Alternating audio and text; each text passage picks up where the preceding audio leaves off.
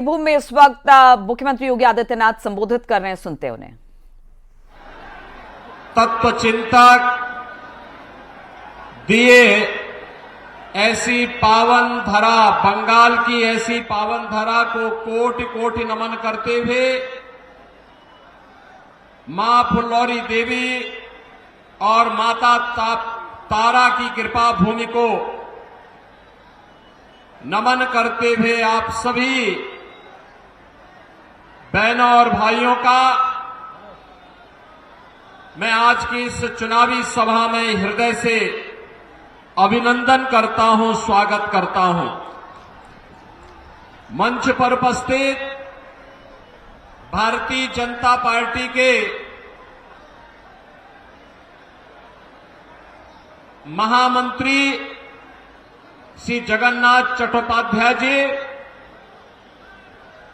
वीरभूमि लोकसभा क्षेत्र से भारतीय जनता पार्टी के प्रत्याशी श्री देवतनु भट्टाचार्य जी, विधायक दुबराजपुर से अनूप साहा जी, राज्योपाध्यक्ष श्री श्यामपद मंडल जी, पूर्व जिलाध्यक्ष निर्मल चंद मंडल जी, पूर्व जिलाध्यक्ष श्री रामकृष्ण राय जी, लोकसभा के इंचार्ज श्री सुजीत दास जी, कन्वीनर उत्तम कुमार रजक जी, हमारे जिले के सभी पदाधिकारीगण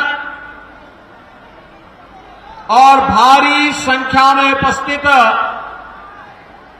वीरभूमि से जुड़े हुए मेरे सभी उपस्थित बहन और भाइयों, भारत की इस पावन धरा को, जिस भूमि ने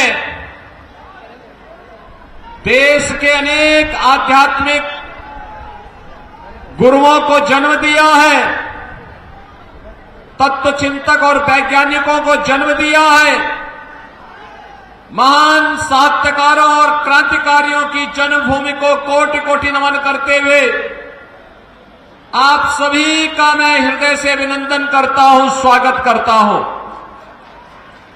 बहनों और भाइयों,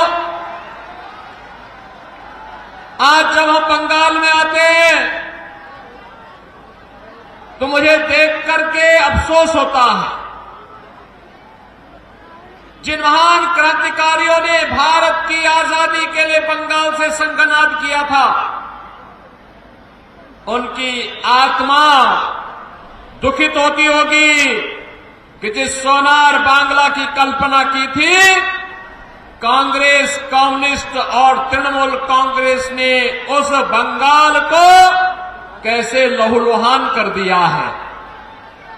मुझे आश्चर्य होता है, जो बंगाल भारत की संस्कृति, भारत की सभ्यता और भारत के संस्कार की भूमि थी, आज जो बंगाल लहूलुहान है, जो बंगाल बहनों और भाइयों, जिस बंगाल ने महान आध्यात्मिक गुरुओं को और क्रांतिकारियों को जन्म दिया है, आज उस बंगाल में सत्ता परस्त भ्रष्टाचारी और माफिया यहां की जनता के लहू को चूसने का कार्य कर रहे हैं।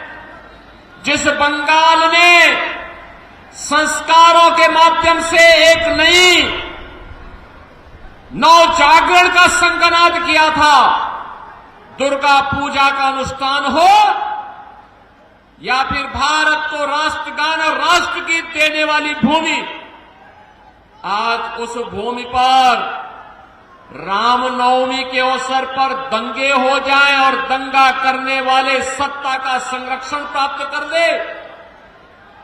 जिस धरती ने जगत जननी मां भगवती दुर्गा के अनुष्ठान का संदेश दिया हो, उस धरती में संदेश खाली की घटनाएं घटित होकर के अपराधियों को सत्ता के द्वारा, राज्य की सत्ता के द्वारा खुलेआम बेशर्मी के साथ उन्हें प्रश्रय दिया जा रहा हो, यह देख करके मन दुखित होता है।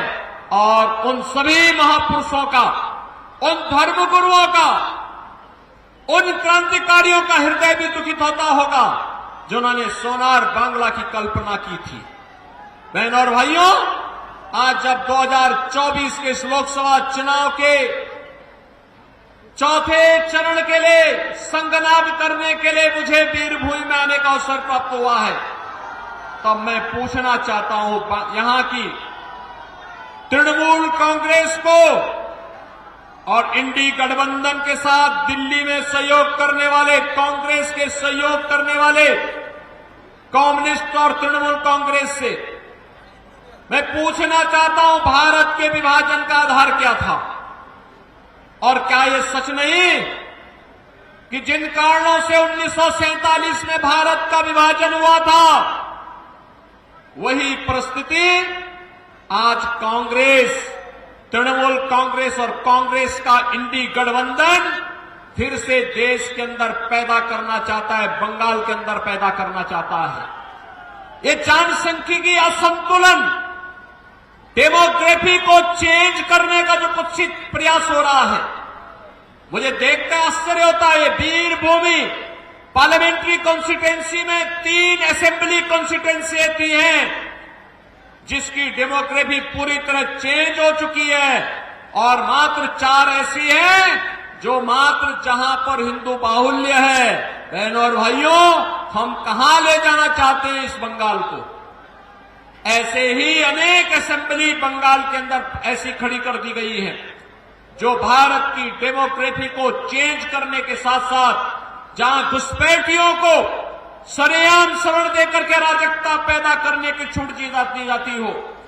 और ये साजिश 2024 के कांग्रेस और इंडी गठबंधन के मैनिफेस्टो में भी देखने को मिलता है। बहनों और भाइयों, यहां पर केंद्र की भारतीय जनता पार्टी की सरकार के द्वारा जो भी सहायता भेजी जाती है, वह सहायता यहां की जनता जनार्दन को नहीं मिलता है। उस सहायता को तृणमूल कांग्रेस उस सहायता को अपने स्वयं के गुंडों में बांटने का काम कर देती है, उसको हड़प लेती है, उसको अपने में समेट लेती है, जनता जनार्दन को उसका लाभ नहीं देने देती है। और जो मैनिफेस्टो इनका आया है, उस मैनिफेस्टो में एक तरफ कांग्रेस, तृणमूल कांग्रेस और कम्युनिस्टों के द्वारा झूठा मैसेज दिया जा रहा है, गुमराह करने का प्रयास हो रहा है। लेकिन बहनों और भाइयों, कांग्रेस और तृणमूल कांग्रेस का ये गठबंधन आपको ठगने के लिए आया है, गुमराह कर रहा है।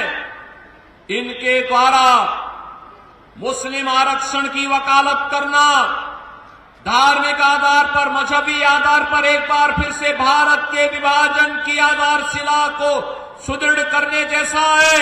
और हमें किसी भी स्थिति में भारत का फिर दूसरा विभाजन नहीं होने देना है। किसी भी स्थिति में भारत का दोबारा विभाजन नहीं होगा। इसके लिए हमें धार्मिक आधार पर आरक्षण को हर हाल में रोकना होगा। कांग्रेस का मैनिफेस्टो कहता है कि पिछड़ी जाति के लोगों को मिलने वाले आरक्षण में एक हिस्सा मिलाकर के मुसलमानों को दे देंगे।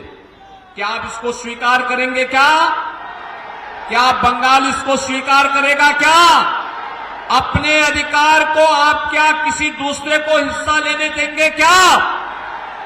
और ऐसे ही अनुसूचित जाति के अधिकारों में भी ये लोग डकैती डालने का काम करने जा रहे हैं। बहनों और भाइयों, जब कांग्रेस नेतृत्व की यूपीए सरकार थी, ये तृणमूल कांग्रेस उसको सपोर्ट कर रही थी, कम्युनिस्टों ने भी उसे कुछ दिनों तक सपोर्ट किया था। बहनों और भाइयों, तब आपको याद होगा, तब कांग्रेस नेतृत्व की सरकार ने, जो आज इंडी गठबंधन के रूप में है, तब इस सरकार ने जस्टिस रंगनाथ मिश्रा कमेटी गठित की थी। और रंगनाथ मिश्रा कमेटी के आधार पर उसने प्रयास किया था उस समय कि पिछड़ी जाति को मिलने वाले 27% आरक्षण में से 6% आरक्षण को कम करते हुए उस आरक्षण का लाभ मुसलमानों को दे दिया जाए।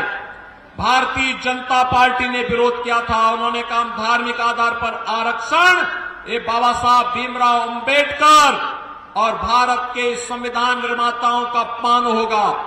उस समय विरोध किया था और तभी रुक पाया था। फिर सच्चर कमेटी का गठन करके कांग्रेस ने प्रयास किया था कि अनुसूचित जाति की मिलने वाले आरक्षण के लाभ में भी मुसलमानों को हिस्सेदारी दी जाए। तब भी भारतीय जनता पार्टी ने विरोध किया था।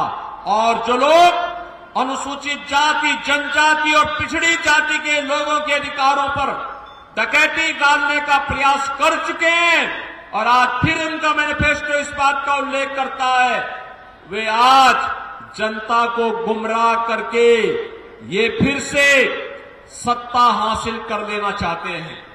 बहनों और भाइयों, मैं आप सबका आह्वान करने के लिए आया हूं। आपने देखा होगा रामनवमी का आयोजन, भगवान राम का जन्म हुआ था उत्तर प्रदेश के अयोध्या में और उत्तर प्रदेश में इस अवसर पर हजारों शोभा यात्राएं निकलती हैं। एक भी जगह दंगा नहीं हुआ। मुझे उत्तर प्रदेश में मुख्यमंत्री के रूप में सेवा करते हुए 7 वर्ष हो गए हैं। एक भी बार दंगा नहीं हुआ उत्तर प्रदेश में, एक भी बार।